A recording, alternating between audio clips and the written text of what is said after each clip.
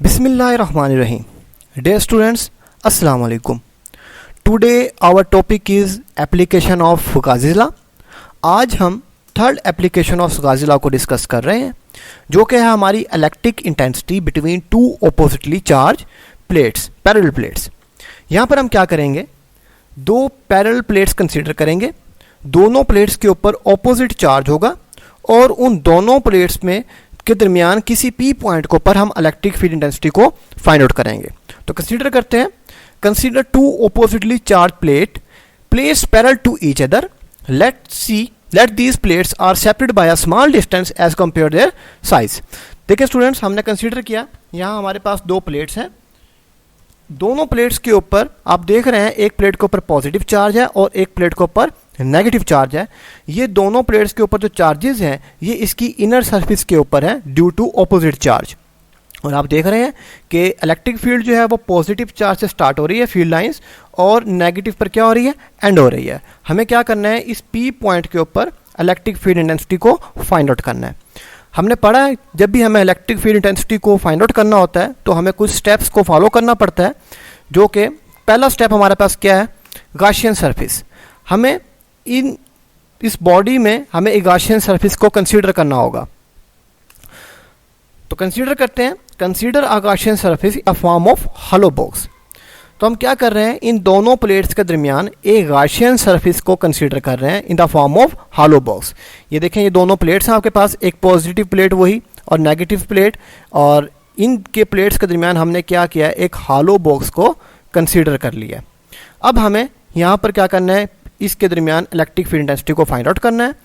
Whose top is inside the upper metal plate and the bottom is spaced between the plates। आप देख रहे हैं कि जो इस बॉक्स की अपर साइड है वो प्लेट से बाहर है, और इस बॉक्स की जो लोअर साइड है वो बिटवीन द प्लेट्स है, प्लेट्स के दरमियान में है, जैसा कि आप डायग्राम में देख रहे हैं।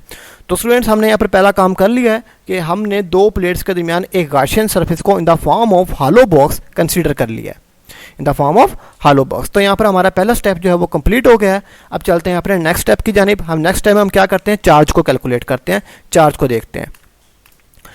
तो चार्ज इनक्लोज्ड, चार्ज इनक्लोज्ड देखते हैं जी। Let surface area of the hollow box, हम कंसीडर करते हैं जो हॉलो बॉक्स का एरिया है वो ए के इक्वल है, और charge density, surface charge density वो इक्वल होगी आपके पास sigma is equal to Q over A, charge पर यूनिट एरिया। अगर यहाँ से हम Q की वैल्यू को निकालना चाहें, चार्ज की वैल्यू को, तो हमारे पास चार्ज इक्वल हो जाएगा charge Q is equal to sigma A. तो यहाँ पर हमारा जो स्टूडेंट्स सेकंड स्टेप है वो भी क्या हो गया है, कंप्लीट हो गया है। हमने चार्ज की वैल्यू को भी कैलकुलेट कर लिया।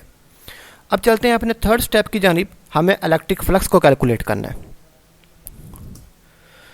तो flux through the surface, flux को कैलकुलेट करते हैं।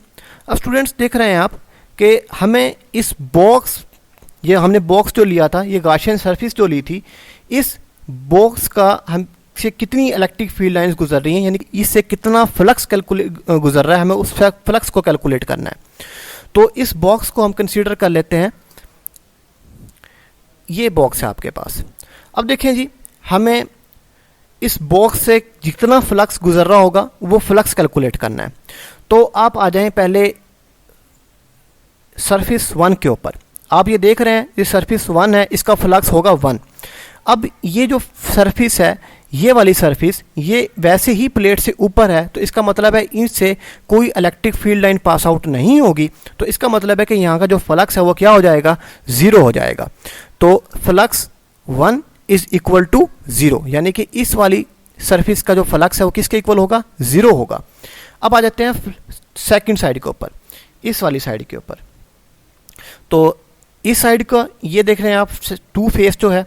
अब इसके एरिया की डायरेक्शन क्या है, ये इसके एरिया की डायरेक्शन बन जाएगी, और इलेक्ट्रिक फील्ड लाइंस की डायरेक्शन देख रहे हैं आप, ऊपर से नीचे की जानिब को है, यानी कि इलेक्ट्रिक फील्ड लाइंस की डायरेक्शन कुछ ऐसे हो जाएगी।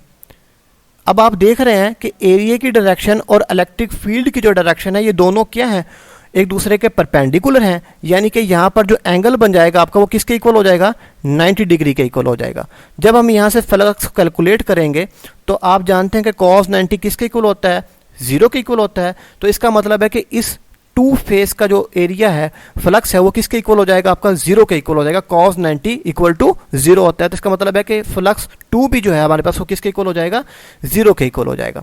इसी तरीके से आ जाते हैं अब आप फेज 3 की जानिब। ये जो फेज 3 है पीछे की जानिब, अब इसके एरिया की डायरेक्शन कुछ ऐसी हो जाएगी और इलेक्ट्रिक फील्ड की डायरेक्शन वो अपवर्ड टू डाउनवर्ड है, नीचे की जानिब को है। तो यहाँ भी जो आपके पास एरिया फ्लक्स की जो वैल्यू बनेगी वो किसके इक्वल हो जाएगी, 0 के इक्वल हो जाएगी। तो इट्स मीन फ्लक्स 3 जो है वो भी किसके इक्वल हो जाएगा, आपका 0 के इक्वल हो जाएगा। इसी तरीके से आपके 4 साइड का भी 0 के इक्वल हो जाएगा। और 5 में भी आप देख लें कि ये इसके एरिया की डायरेक्शन कुछ ऐसे हो जाएगी और इलेक्ट्रिक फील्ड की डायरेक्शन जो है वो अपवर्ड टू डाउनवर्ड है, ऊपर से नीचे की जानिब को है। तो यहाँ पर ये दोनों एक दूसरे के परपेंडिकुलर है, मतलब एंगल जो है आपका वो 90 डिग्री का हो जाएगा और आपका जो फ्लक्स है वो किसके इक्वल हो जाएगा, 0 के इक्वल हो जाएगा। तो फ्लक्स 4 भी इक्वल टू हो जाएगा आपका 0 के, और फ्लक्स 5 भी किसके इक्वल हो जाएगा, 0 के इक्वल हो जाएगा। अब आ जाते हैं जी अपनी 6 साइड की जानिब, ये जो नीचे वाली साइड है आपकी।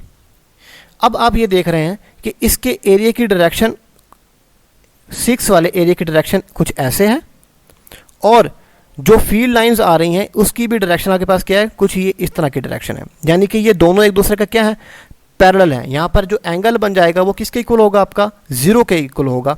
तो इस वाले फ्लक्स को हम कैलकुलेट कर लेते हैं। तो फ्लक्स 6 जो है हमारे पास, flux through the lower surface of the box, वो आपके पास हो जाएगा फ्लक्स 6 जो है is equal to E dot A. आप देख रहे हैं कि डॉट प्रोडक्ट है, जब आप डॉट को हटाएंगे तो क्या आ जाएगा, कॉज ऑफ थीटा आ जाएगा आपके पास। तो flux 6 is equal to E A cos of theta, और थीटा यानी कि एंगल जो है आपका वो 0 डिग्री का है। तो कॉस 0 किसके इक्वल होता है, आपका 1 के इक्वल होता है। तो फ्लक्स 6 जो है वो ई ए 1 यानी कि फ्लक्स 6 की जो वैल्यू है वो किसके इक्वल हो जाएगी, ई ए के इक्वल हो जाएगी। तो यहाँ से हमने देखा कि हमने 6 साइड्स का जो फ्लक्स है वो कैलकुलेट कर लिया है। अब हम क्या करेंगे कि उस बॉक्स से जितना टोटल फ्लक्स आपका जनरेट हो रहा है उसको सबको ऐड कर लेंगे। तो हमारे पास कुछ वैल्यूज ऐसे बन जाएंगी, total flux through the box, flux enclosed is equal to flux 1, flux 2, flux 3, flux 4, flux 5 and flux 6। अब हम क्या करेंगे, यहाँ पर तमाम फ्लक्स की वैल्यूज़ को ऐड कर लेंगे। तो flux enclosed is equal to flux 1 की वैल्यू 0, फ्लक्स 2 की वैल्यू 0, फ्लक्स 3 की 0 एंड सो ऑन। तो 5 तक जो वैल्यू आपकी वो क्या होंगी, 0। और आपकी जो फ्लक्स 6 है इसकी वैल्यू किसके इक्वल आई है, ई ए के इक्वल आई है। तो फ्लक्स इनक्लोज्ड यानी कि फ्लक्स की वैल्यू जो हमारे पास वो किसके इक्वल हो जाएगी, ई ए के इक्वल हो जाएगी।